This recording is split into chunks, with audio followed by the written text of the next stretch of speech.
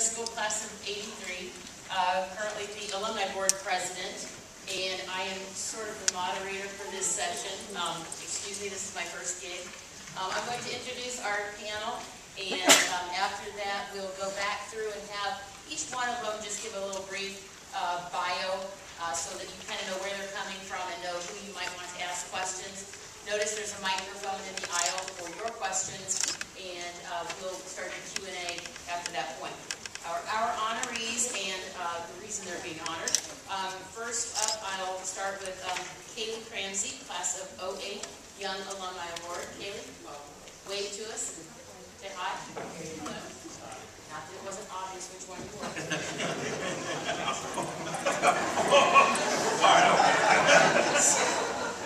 Next up, we've got Robert Hogan, class of '77, for the Education Hall of Excellence. I've got Catherine Davis Gilhouse, class of '70, also Education Hall of Excellence.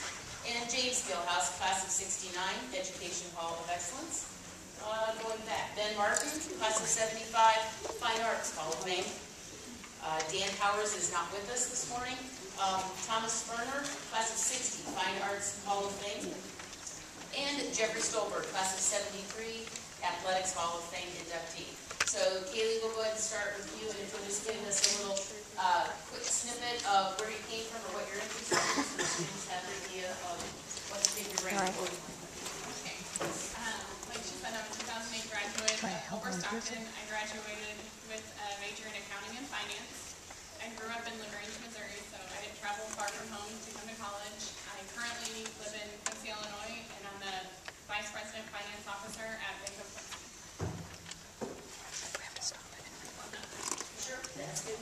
My name is Bob Hogan. Sometimes you might hear the name Bubbles mentioned, but that's all a lie. It really wasn't already said that way. That was kind of just a nickname from many years ago. But I'm a lucky survivor of 32 years in education as a 5th grade teacher and as an elementary school principal. And spent some time back very low to LaGrange, Missouri, but the last 24 years I was an elementary school principal in Fulton, Missouri at McIntyre Elementary School. I'm Jeff Stolberg from Quincy, Illinois. I graduated in 1973. My career has been teaching, coaching many different sports. Finally got back into Quincy. That's where I was born and raised, and love Quincy, and married my wife Amy right there. She's also a Culver graduate, and we have 3 daughters. And I'm retired now from public schools, and I love to fish. I'm Kathy Gilhouse, Kathy Davis, back in Culver time. I graduated 71. I had to go another half of the year to get all my credits in. I was a music ed major.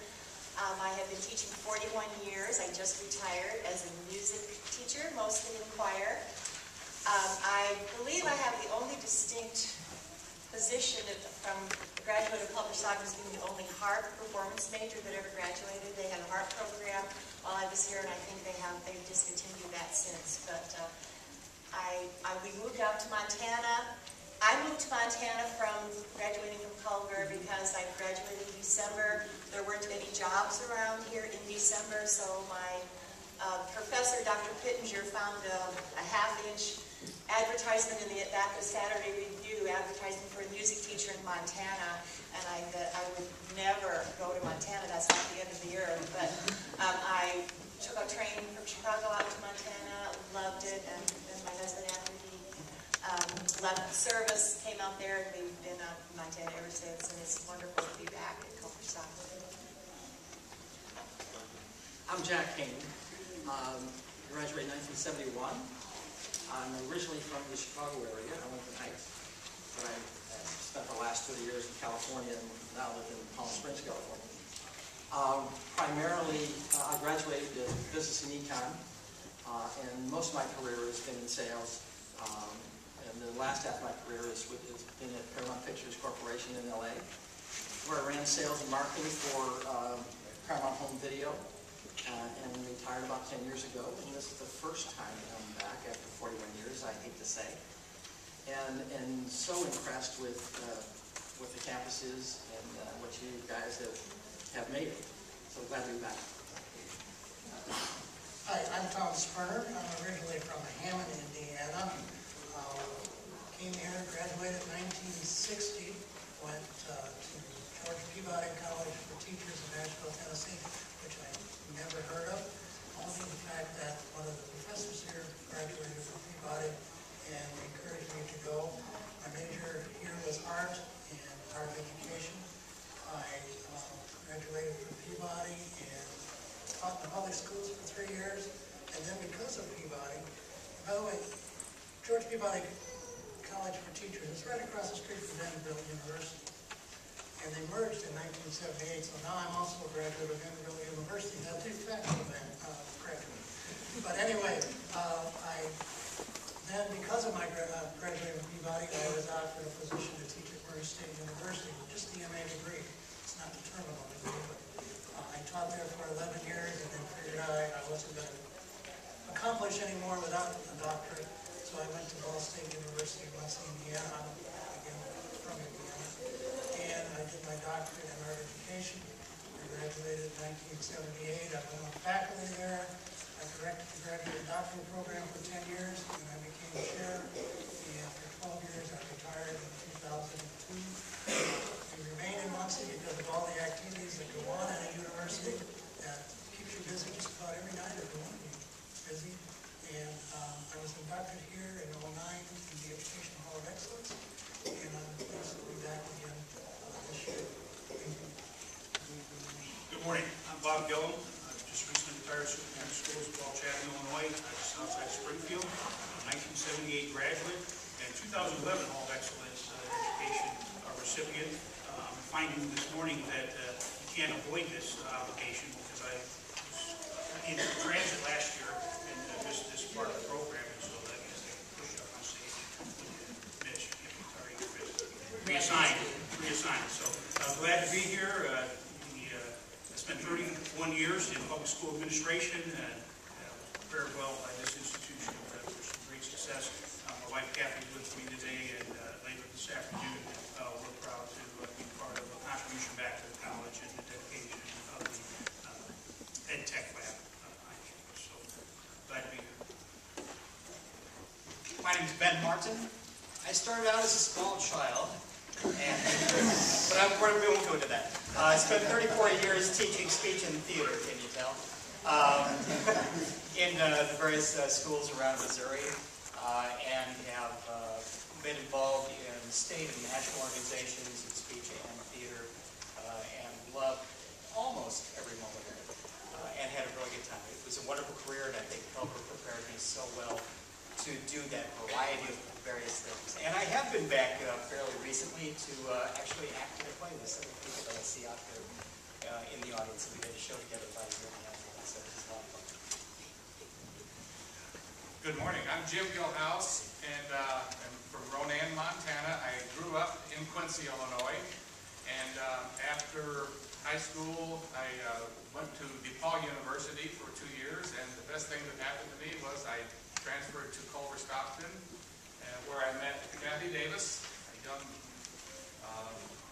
band student, art major, and in CS singers, and that was very important. That's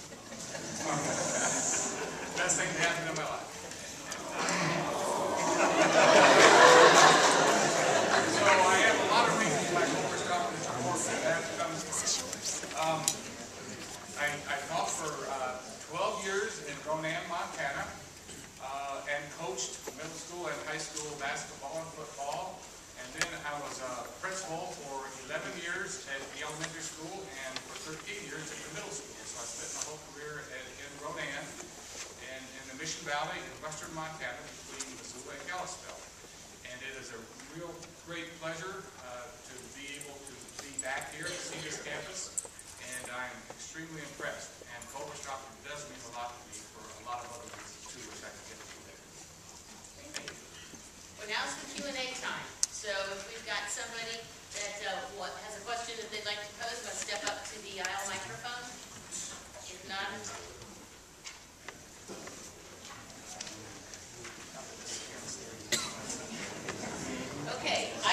question, and I will, I'd like to, I'm going to ask this of Jack first, and then kind of maybe go around the, Jack, what was the biggest leap of faith that you made?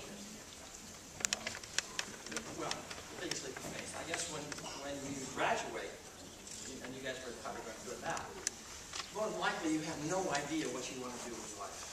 That's normal. The biggest leap of faith, I think, is taking that first step into a job that you don't know where it's going to, the path you don't know where it's going to lead you. And my advice, I guess, when you're confronted with something like that is just to use your gut, use your internal feelings, trust your gut, trust your heart, trust your instincts, trust your character. I had to do that when I took my first job as a sales guy for a couple of record companies. I didn't know where that was going to lead me. I didn't know if that was the path I needed to be on, but it felt right. And that's really what you have to go by. Thank you. Ben, how about the same question? What was the biggest leap of faith? There have been a number of times when I've sort of stepped off into the edge. And I love the old saying, you know, if you're not living on the edge, you're taking up too much space. So there have been a number of times when I've kind of done that. I think probably getting a community theater started in a town where there had been no sense of even trying to do that kind of thing before. But about 4 or 5 of us said, let's go for it, see what happens. And all the people in the town were sitting and saying, what is this that you are trying to do? And then letting them know that this was going to add all kinds of benefits to their community. Economic, cultural, just feel good about ourselves kind of benefits, and seeing that thing take off. But yeah, we took a couple of big risks getting that thing out there and getting that thing won. I think I'll vote for Kate. Let's talk about the biggest leap of faith. You're young, and so they're going to want to hear what you've done that's kind of pushed the envelope a little bit. Probably kind of back to what Jack said, that, you know, when I graduated, you know, I wasn't really completely sure what I wanted to do. I had a job opportunity at the place I currently work at. I mean, you learn in school, like, with your major, and if you get different certifications, kind of what your pay should be. So I guess probably, like, what I did is I maybe took a job that just starting off didn't look maybe as good on paper as what you would think, like when you're getting out of college you would have taken, but I knew it kind of felt right, and I knew that I had possibilities to grow there. And so, I mean, always, if something feels right, and just give it a chance. You know, you never know where you can move up, and if you feel like you have a potential to work with people that you really know and, you know, truly care about you and that you can excel there, then, you know, don't sell yourself short, and don't just, you know, look at the initial offer at first without, you know, asking more questions and maybe figuring out what you can do with that. Bob, I'm going to go ahead and ask you the same question. Right. You know, not only that first job is important and is a kind of leap of faith, but and as Katie said, you'll take just about anything that first job out. I think a real leap of faith comes when you have to make that next move to a different community or a different town, and requiring you to sell a house, move a whole family, etc. And you're not quite sure. Hopefully that new job will turn out everything you imagine it will be, but sometimes you have to make that change and for the betterment of your family, and move on in your life. Good advice. And I think, Katie, did you say we've got a question?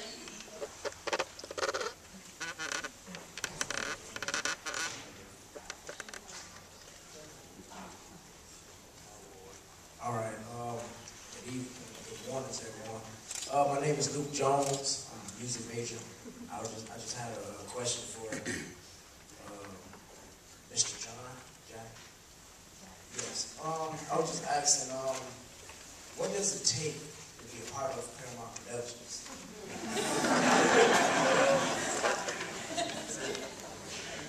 Well, listen, I think in a lot of different industries, in entertainment, it's certainly one of them. Usually what it takes is getting in on the ground floor, taking those internships, doing anything you possibly can to start meeting people. I would have to say that in the entertainment business, in the movie business, very seldom are there jobs that are advertised.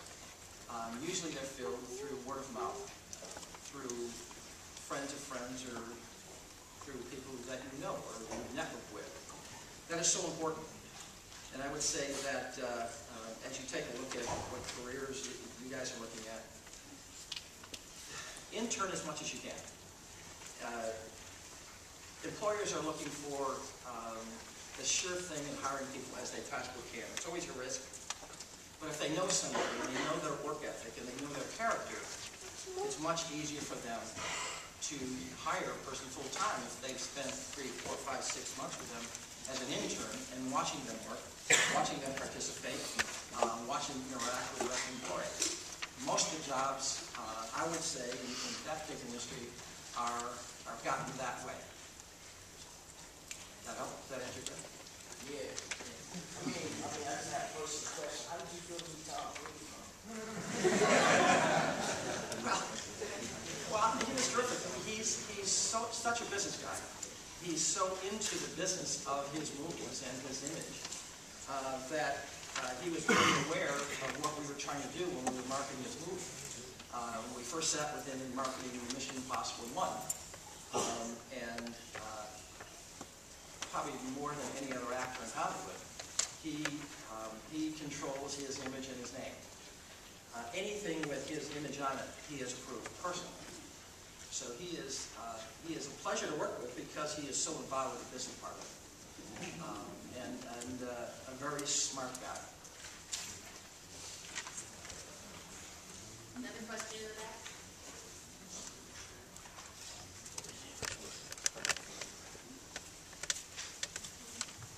Hello. Courtney Reed, I'm from Memphis, Tennessee, I'm a business major. I was also wondering, did you meet a lot of movie stars? Was that a very stressful job? No, not a lot.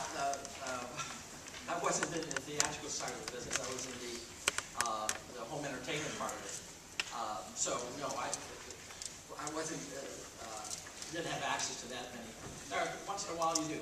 Once in a while, the people that do want to get involved in their business, they'll make themselves available, but not that many.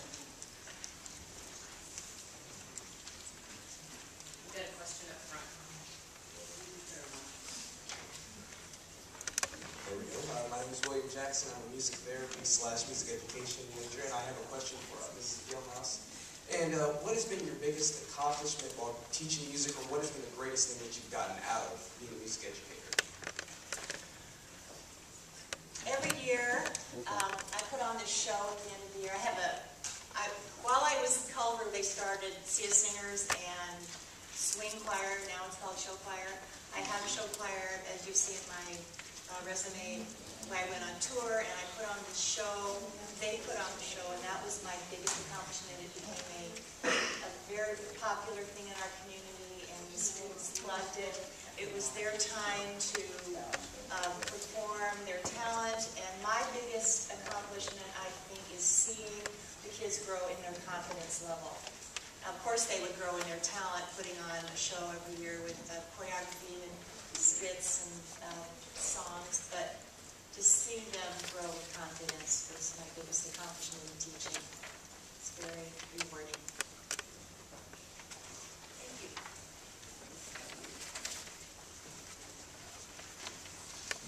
If you have a question from the floor, just raise your hand and we'll get a mic to you. Hello, I'm Spencer, and I guess I'm a business major. This question, and I'm on the basketball team along with a bunch of the girls over here, and this is for Mr. Stolberg. Okay, so as we can see, you were pretty much a baller.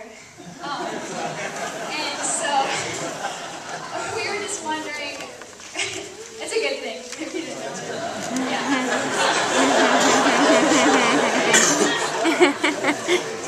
Okay. Anyways, we were just wondering, number one, what position did you play? Because we were just wondering that. And then the second thing was, how did you kind of manage your schoolwork and being on the basketball team, and how were you successful in both of those things? Well, I wasn't an academic All-American, but I really enjoyed playing. I came to Culver because I thought that I'd have a chance to play. I wasn't an overpowering player. I played kind of guard forward. I couldn't dribble the ball very good, so I had to rely on my teammates to make me a good player. Frank Gutierrez, Mark Shepard, Scott Lang, Doug Murray, Clarence May, those guys made me a good player. They knew where I'd be. Like I said, I couldn't dribble the ball. I wasn't like a great guard to dribble down and make some fancy move and go into the basket. I had to come off the picks, and have people know where I'm going to be. So as soon as I catch the ball, I could shoot. And so,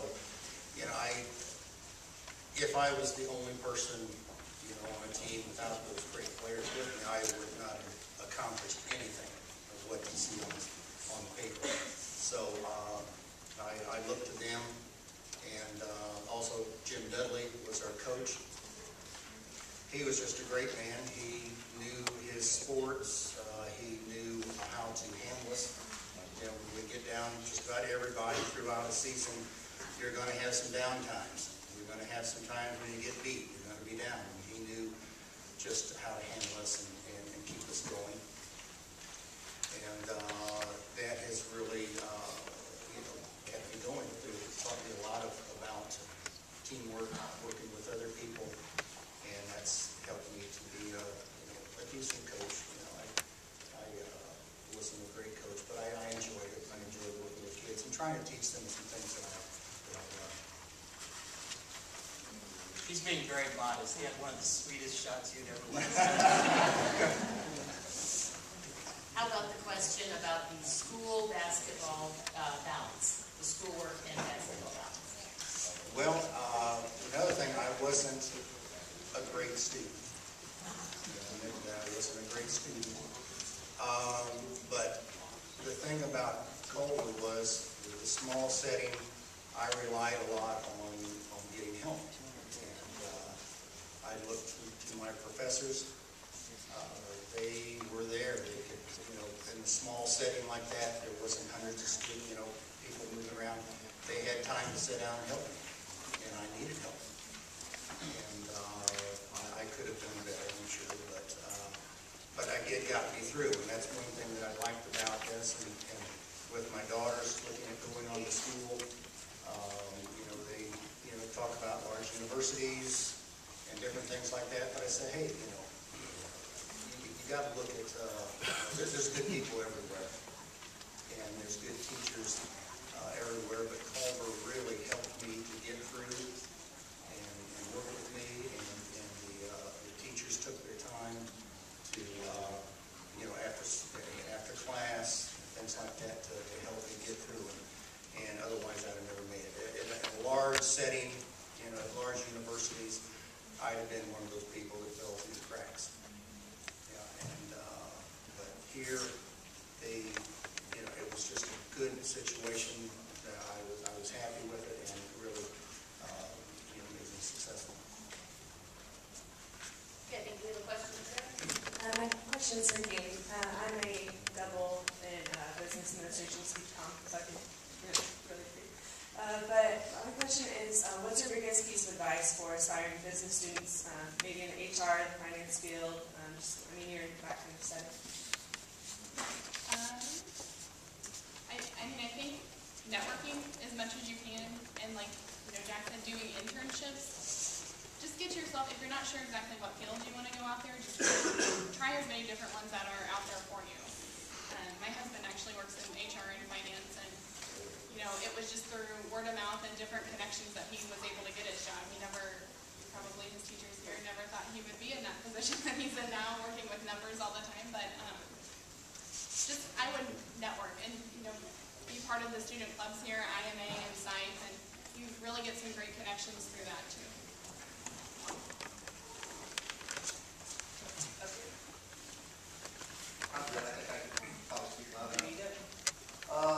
First, I want to say just real how thankful for your service to our country. I'm interested to know what you did and how that possibly prepared you for your career as well. After Culver. After Culver and after Culver. Right. I was not the world's best student in college. I was pretty good in high school, and I was one of those students that would have benefited by working for a year before I went to college. But that was during the time of Vietnam and the draft. So I did go to college. I got my 4 years in, and afterwards I was drafted. So I did spend 2 years in the Army while Kathy was finishing up here at Culver and then going to Montana. There's nothing a good drill sergeant couldn't fix for me, and that was really very helpful. And to me, it wasn't the most enjoyable experience, but it was very important, very necessary, and at the time of Vietnam, it was not, servicemen weren't as well as they have been since, or had prior.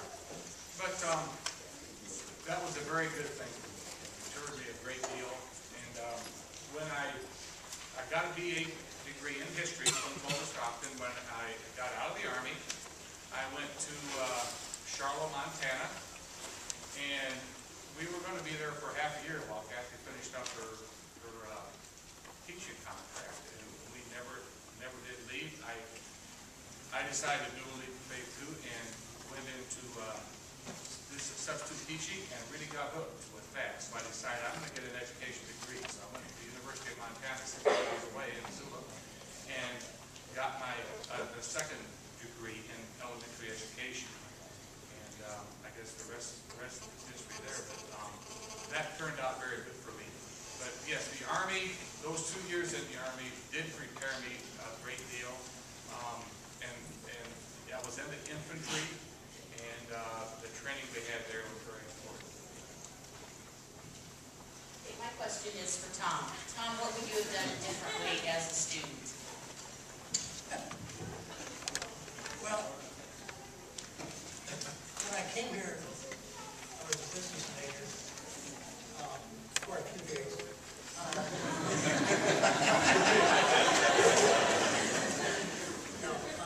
I said this at the Education Hall of Excellence in 09. I was educationally lost when I came here. I came out of a large high school. I had 570 seniors in the high school class. Back then they used to rank us. I'm not going to talk about where I ranked there, but it was somewhere in the middle. And I wasn't sure what I was going to do. And I went to an extension of Indiana University in Northwest Indiana. And after about 2 or 3 months, a good friend of mine, Ron Johnson, he and I were doing a little business together, waxing cars and going to school at night. We kind of looked at each other and said, we got to get out of here.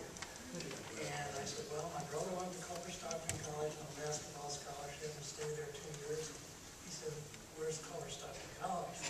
We got in the car and we drove here. And we registered for classes and started in January. Now, I did not have Indiana University send transcripts here until after I was here and in class a couple of weeks. And then my transcript came in. And I'm sorry, but it wasn't very good. And I get this telephone call, I get this telephone call that Ms. Bays would like to see me. And she was registrar and advisor and a variety of other things. She's a wonderful woman. And I went in to see her, and boy, I don't think I've ever been chewed out like that, not even by my parents. But I didn't get chewing out that bit. And she put me on the right track. It was to the point that I had to meet with her every 3 weeks. And I had to think about what I really wanted to do. And by the end of that semester, I told her, since from first grade, I loved art. I was always considered a class artist. And I wanted to change my major to art. And then I took the leap of faith, and I did change my major to art, starting my sophomore year. And everything went beautiful. And as I said earlier, the second leap of faith was in my senior year when Jack Church started talking to us about all the teacher ed people about going to Georgia Peabody College for Teachers, Nashville, Tennessee. again, I graduated, I started looking for an art teaching job back in the 1960s. There wasn't any art teaching jobs for art people. So I took that second leap of faith, and I got in the car and I drove down to Nashville, Tennessee. And I registered at Peabody. Back then, you could get into schools a little bit easier than you can get into schools today. Being a chair of an art department at a large university like Ball State University, we only accepted 400 students into our art program. So I know that to get into the art program, the kids went through schools. But back then, I just registered for classes and started taking art. And everything worked out well, because if I hadn't gone down, again, this Peabody was a campus of 2,500 students, all teacher ed majors. There were no sports. They did teach you how to be a PE teacher, but they had an intramural program, but there were no athletics, and everybody just spent all their time dealing with education. And when they joined up with Vanderbilt, all the Vanderbilt kids came to Peabody to take their education classes. They didn't have a lot of education programs at Vanderbilt. And when they combined, for the last 20 years, Peabody has ranked college education ranked in the top 10. The last 5 years, it's been number one teacher. 3 of the last 5 years, it's been the number 1 teacher in college. So there's a big leap of faith. It started my whole life going in the right direction and getting that job at Merillat State University. And then what happened there was I was elected chairperson my 7th year, and the name went to the dean, and the dean sent a letter back to me saying, sorry, you can't be chair, you don't have a doctorate degree. And then that started me thinking about, well, I'm going to have to go back to school and take another leap of faith and get a doctorate in art ed, and I went back to Ball State and did that. And then I signed a contract to go to teach at Memphis State University. When Ball State said, no, you need to stay here. So then my dean at Ball State had to call the dean of Memphis and get me out of that contract so I could stay at Ball State. And then everything worked out well, running the doctoral program, graduate doctoral program, and chairperson. Chairperson of 27 faculty members, 5 staff members, 90 sections of art every semester, 400 majors, 300 minors. It was a large program, but it all worked out. Awesome. Question back there? Question for Mr. Ben Martin. What is your fondest memory at Culver-Stockton? My fondest memory of Culver-Stockton. Some of them I could probably tell you later this evening.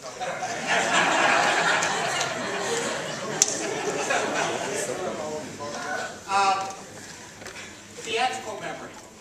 We did a show called One Flew Over the Cuckoo's Nest. I played Martini. And I'll never forget the final moments of the Friday night show. And we were doing the show, and it was a good show. It was good drama. And on that particular night, something just clicked with us and the audience. And I remember going out there in that last moment, and just nobody was breathing. The audience was just there and so into that moment with us. And you realize suddenly that we were making this incredible impact on this group of 300 or 400 people sitting out there. And that has stuck with me forever. With that one crazy dramatic moment there where there was a communion between actors and audience. It was really cool. Really cool. I'm Angela Barrow. I'm an English education major, music minor. My question is for Mr. Ben Martin and Ms. Milhouse. Where I grew up in Colorado, music, theater, and speech were underappreciated, and I wanted to know what were some of your largest obstacles in teaching these subjects and how you overcame them. Do I take the first shot? Sure. I understand that across the country, the fine arts is the first to go when they have to make cuts, but for some reason, Montana does not do that. They really prize the fine arts, and so I was never in that situation. I could even, in my choirs, I could even do sacred music, and I didn't get any problems doing that, and I was very free to do what I wanted to. It's amazing how it's great to have your state support the fine arts program, and I was very fortunate in that. Does that answer your question? remarried to a vocal music teacher, and so we can't get away from it in our house. I'm also the secretary for the Missouri Alliance for Arts and Education. So we deal with this on kind of an annual basis over and over again and try and get that out there. I think one of the most important things for people to remember is that the arts are a key part of education. According to the Education Act, the No Child Left Behind. That act simply and clearly states that the arts are core subjects within a child's education. Now, getting people to buy into that sometimes is a bit of a challenge. And I think if you find yourself in that position of being a theater teacher, being a music teacher, being a visual arts teacher, there is a certain amount of get out of your classroom and advocate for your program that you just have to do. Sometimes I call it shameless self-promotion, but it definitely is a part of your job to make sure people realize the impact that you're having on students, the impact that you're having on the community, the things that are going on in that classroom that really are special and unique. And there's, fortunately, tons of new research coming out right now that is available to back up your case and to help you make that case. So don't ever be afraid to make that claim that the arts are just as important as any other subject that's being taught. It's something I fervently believe in, and I'll be there to back you up too. So. One of the new pictures we have hanging in the Ed Lab on 3rd floor Henderson is one of Alec Baldwin giving his 4th grade teacher a great big hug.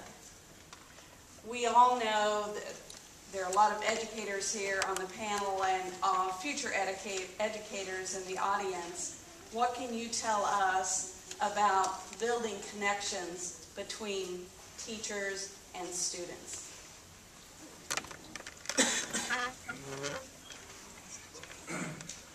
Well, it's the most important thing in education. That's what makes everything else work. We talk a lot about how good teachers are at contingent reactions. They're very good in the classroom teaching students information, giving them help in math, for instance, at their desk. They'll walk around and very good at that. But what's really important is giving the student the time of day. Making a difference there. Talking to the students about, say, I saw you in the basketball game the other night, or I saw you in the choir concert. Or, I talk a little bit about their family or their parents. Talk to them, get them drawn out, and build a relationship. And communications is the key to everything, because then you're building a rapport with those students, and then that allows the teacher to be firm but fair, because you will have a good rapport, you'll like each other, but most importantly, then you'll have that respect, because the students will look up to you.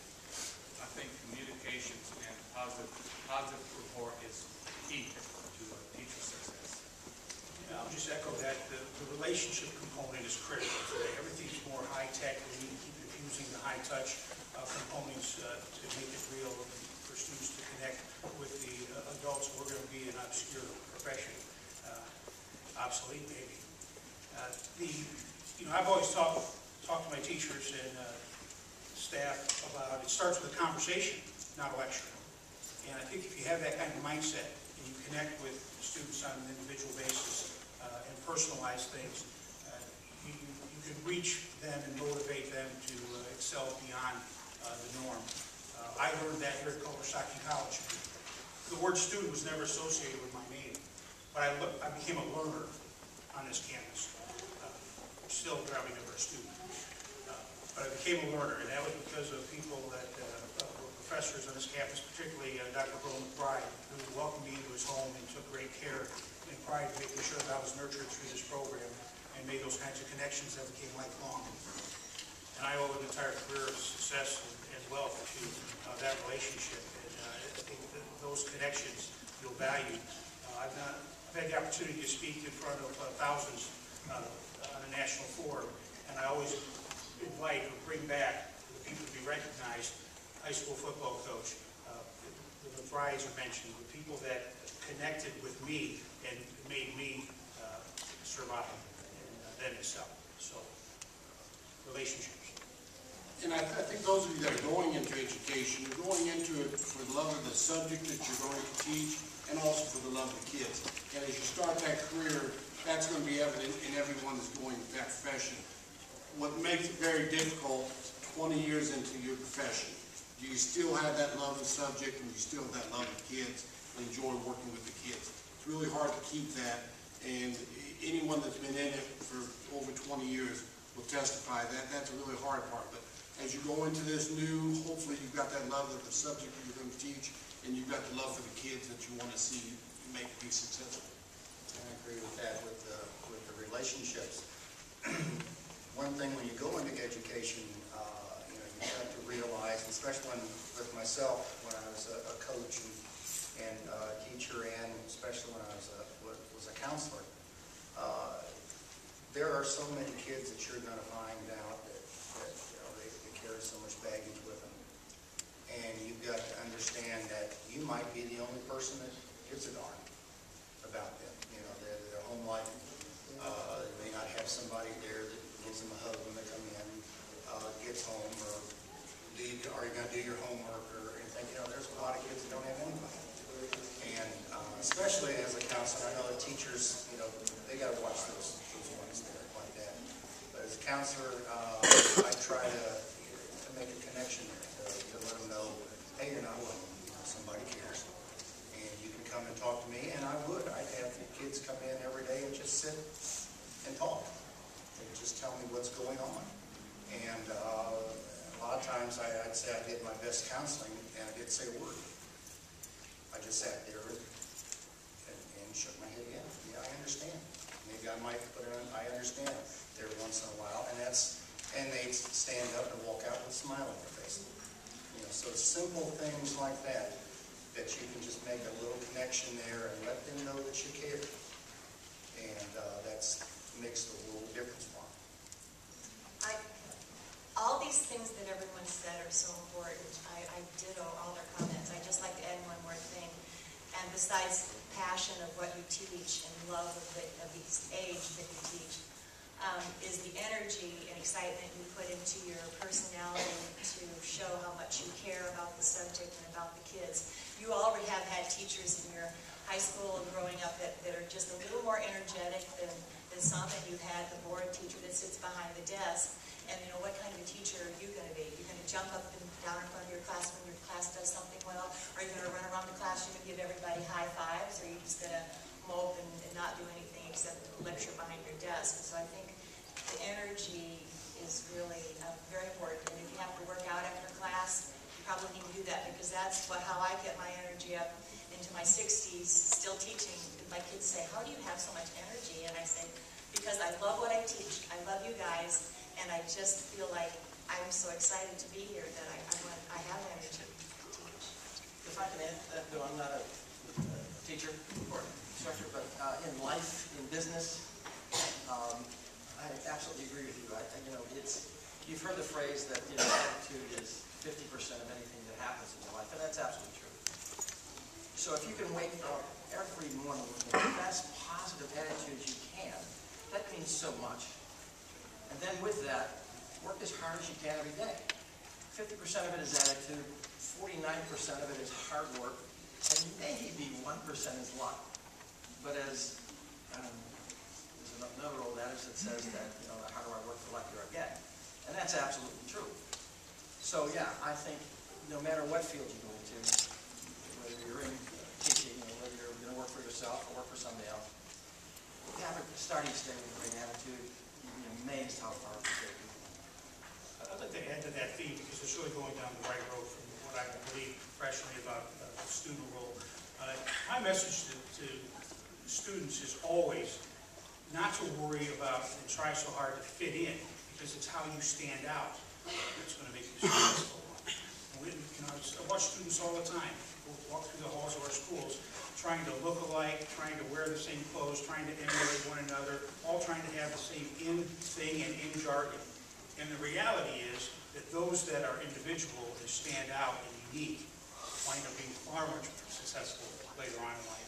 And I would encourage you to be who you are, know who you are, and not worry about what everybody else is doing. And trying to find things that haven't already been said. You are getting a good basis in the theory of teaching in your classes here, and the techniques and all those kinds of things. You'll get a chance to try those out. There are some things that cannot be taught. Number one, a sense of humor. Keep that about yourself, both about you and about what your students do, and you'll find that it is an amazing tool that I think you can use when it comes to teaching and reaching kids. And there is that, well, I'm going to give away my second great passion in life. Tony LaRussa, in his book, One Last Strike, about last season's Cardinal miracle, which didn't quite happen this year. But he talks about personalizing with his players, about how important it was to make sure that there was a personal relationship between his players. And I think we've talked about that up here too. And that is just so important that you see those students as individual, wonderful human beings, and not just a person who occupies desks that were bored within the classroom. You know, just as a follow-up, I always ask the teachers to reflect back on teachers that they had in the past and what they remember about those teachers and who stands out in a positive way, who did they learn the most from, who did they dislike the most, and so on. It's a good thing to do because it can help form what you want to be remembered for. So many times, and when you look back on it in your schooling, you remember the teacher not necessarily for what you learned during that year, but you will always remember how you were treated, and that's so important. And being a chairperson of a department, there's an openness. You're dealing with students every day. You're dealing with faculty every day. Both parties have their problems, and also you deal with the parents every day. You have to have an openness. I remember getting telephone calls one time in Florida midnight from a parent having a question about why a certain student in our class wasn't going to school. And so you just have to be open to it. I didn't slam the phone down. I just tried to answer the question as best I could. The next morning I went in and tried to check to find out exactly what happened. But I tried to get the office was open from 8 in the morning to 5. I tried to get there at 7:30. There would be people waiting for me. I strongly believed in an open door. I did that in advising. I told students they could come in any time and talk. I did that as a chair to come in. I would either have faculty out there in the hallway or I'd have students out in the hallway. But every night I'd make a little list of the 3 things I need to do tomorrow as a chairperson to get something done. And very seldom did I ever get those 3 done because somebody was always waiting every morning with a problem. So there has to be an openness. You have to listen to all sides, and you sometimes have to make some very tough decisions. And sometimes they work out great, sometimes they don't. Thank you. A question for Jeff Stolberg. My question is, what was the biggest reality check you had after college?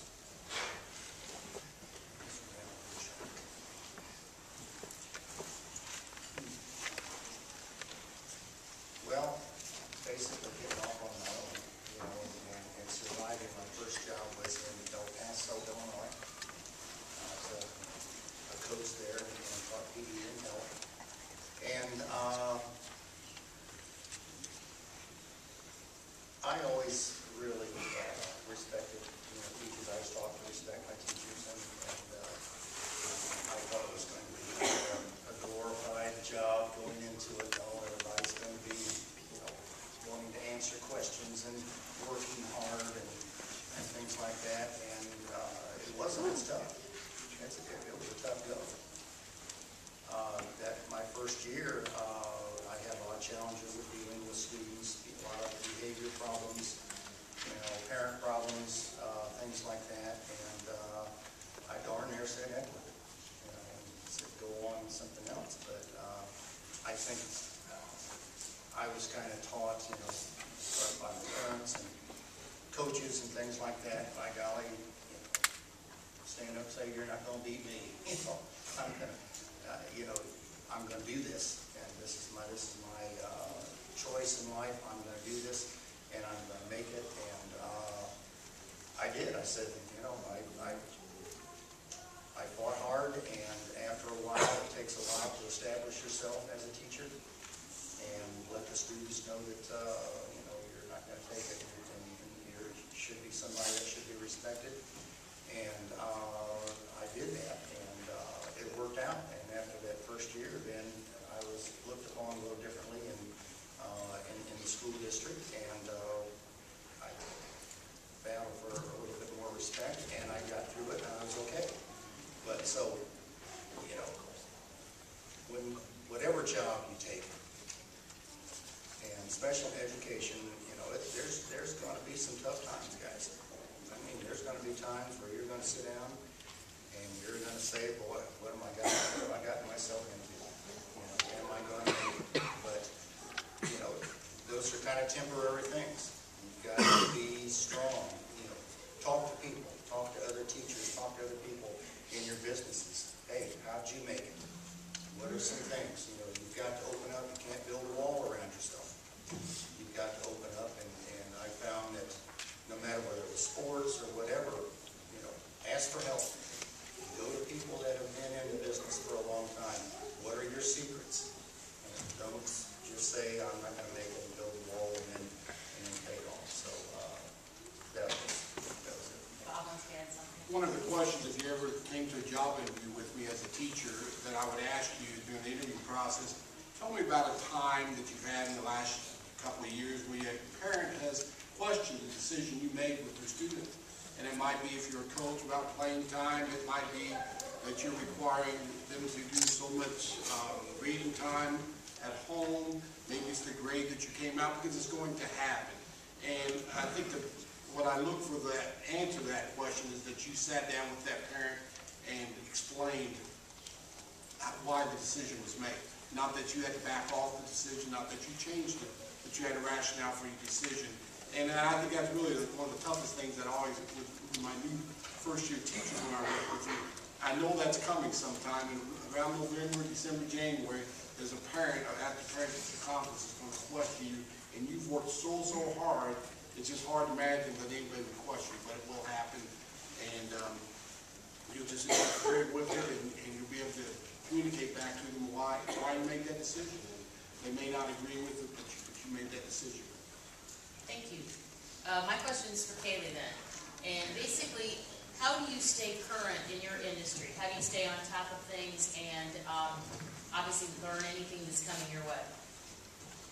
Well, that's perfect for my industry because, it's changing. I, work at a bank as a finance officer, and there's just tons of different, I know you've probably heard, like Dodd-Frank and all the different credit card stuff going around, and what we do is we train. We have tons of training, tons of continued education, and then, we just also build a network of, other bankers in Quincy. We're all competition, but we all do work together to try to help each other out. Again, like I said, just the connections you make. And I'm going back to school right now to get my master's, so that I'm continuing my education that way and growing, just different things. But you'll never stop learning, so once you think you're out of college, it's not over yet. So. Katie? My name is Paul Schmitz. I'm a physical education and health major. My question was for the gentleman in the pink tie. By the way, it's a nice choice. I like that. My short-term goal would be, as far as physical education or health, being a teacher in that aspect. My long-term goal is to get into administration and climb the ladder as much as possible. Do you have any advice to move up, I guess, as quickly as possible? Sure. I would say you have to engage yourself. I've been fortunate in my career to provide aspiring administrator workshops for people that aren't quite there yet and want to get in the door. And my advice to them is always to get engaged. Find out what your district initiatives are. What are the directions that a board and a community may be taking the organization and institution towards, and find a way by volunteering to get your foot in the door and show your skills, show the potential that you have as not only a worker, but as a potential leader, and taking on those kinds of assignments. I don't think no leader's ever appointed that didn't emerge somehow from being in the trenches. And so you've got to find a way to get your foot in the door. And most likely it's through volunteering and getting involved. But knowing what to volunteer in, is to watch the direction of your organization. And sit down and have those personal conversations with your building principal and your superintendent or your district office personnel. Find those mentors and people that you respect now and ask them for advice so they can personalize it for you.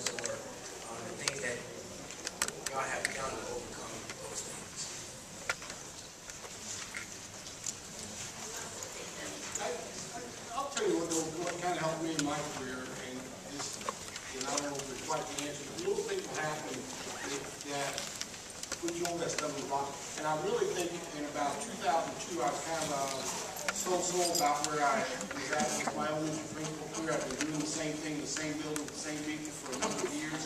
And a high school principal was diagnosed with cancer about a week before school started.